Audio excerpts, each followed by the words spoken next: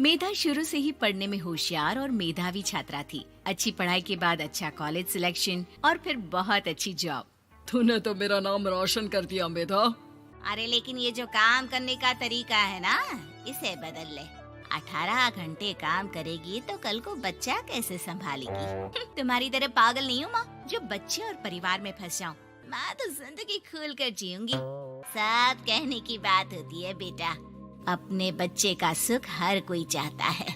वक्त बीतता है और मेधा की शादी हो जाती है। शादी के कुछ सालों में ही मेधा एक सुंदर से बेटे की माँ बन जाती है। अरे यार, मेरी मैटरनिटी लीव खत्म हो रही है, क्या करे? माँ भी नहीं आ सकती, कैसे मैनेज करूँ? ऐसा करते हैं, इसके लिए एक केयर टेकर रख लेते हैं, वो देखा करेगी इसे। मेधा को पति की बात जंच जाती है और वो केयर टेकर की तलाश शुरू कर देती है। एक दिन उन लोगों के घर एक महिला आती है जो दिखने में पढ़ी लिखी लगती है। जी, क्या काम है आपको? मैम, मेरा नाम स्नेहा है। आपका एड देखा केयर टेकर का, क्या मैं आपके यहाँ काम कर सकती हूँ?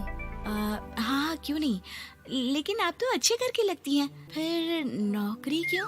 दरअसल मेरे ससुराल वालों ने मुझे घर से निकाल दिया क्योंकि मैं माँ नहीं बन सकती और माता पिता भी नहीं है इस दुनिया में। तो अरे अरे, कोई बात नहीं, तुम लक्ष्य को ही अपना बच्चा समझो और यहीं रहना, और किसी भी चीज की जरूरत हो ना तो बता देना। नेहा खुशी खुशी लक्ष्य को संभालने लगती है। रात को जब मेधा घर पर आती है, अरे क्या बात है स्नेहा, तुमने खाना नहीं खाया क्या? अरे दीदी, आपका बेटा टाइम दे तब ना। अरे तो जब वो सोता है तब खा लिया करो। तब तो मैं इसके पास ही बैठी रहती हूँ। कोई मच्छर या कीड़ा काट ले लक्ष्य को तो अब आप पकड़ो, मैं खाना खा लेती हूँ। स्नेहा वहाँ से चली जाती है। बहुत ही अच्छे से ख्याल रख रही है ये लक्ष्य का। मेधा, इतना तो शायद तुम भी ध्यान नहीं देती। मेधा को पति की बात बुरी तो लगती है लेकिन कुछ नहीं कहती। धीरे धीरे स्नेहा मेधा और उसके पति के साथ बाहर भी जाने लगी। सुनो, स्नेहा को भी बाजार ले चलते हैं, वो क्या है ना, लक्ष्य को देख लेगी जब तक मैं शॉपिंग कर लूंगी। हाँ हाँ चलो, वैसे मैं चाह रहा था कि लक्ष्य को लेकर हम दोनों ही चलते।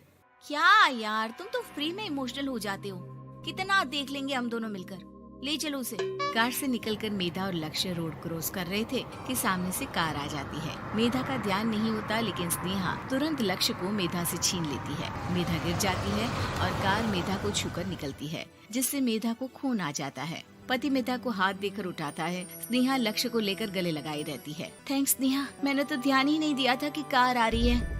स्नेहा का गुस्सा मालकिन पर टूट पड़ता है।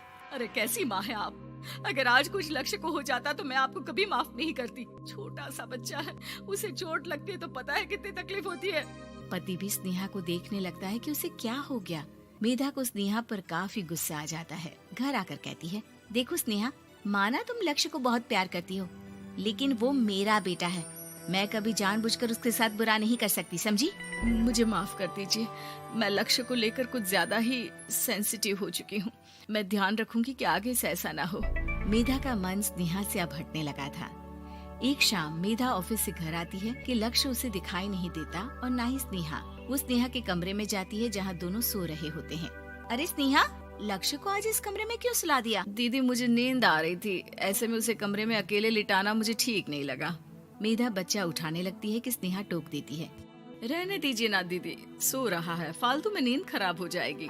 मेधा को गुस्सा आ जाता है और वो बच्चा उठाकर वहाँ से चली जाती है। अगले दिन मेधा स्नेहा को बुलाती है, साथ में एक और लड़की खड़ी होती है।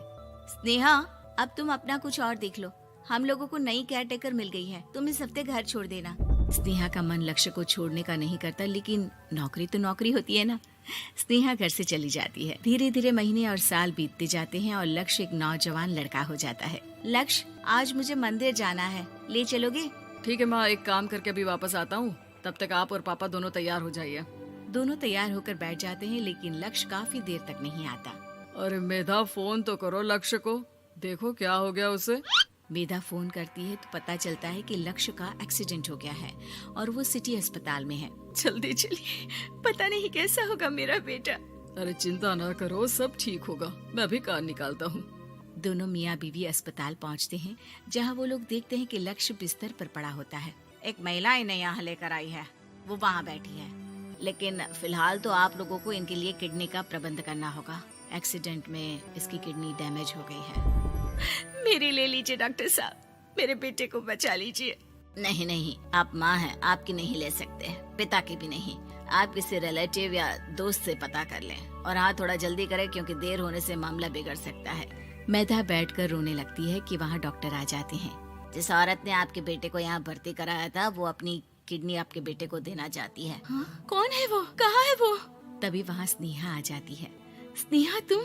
मैं लक्ष्य को पहचान नहीं पाई थी, लेकिन आप लोगों को देखकर समझ गई कि ये लक्ष्य है, इसलिए वापस आ गई।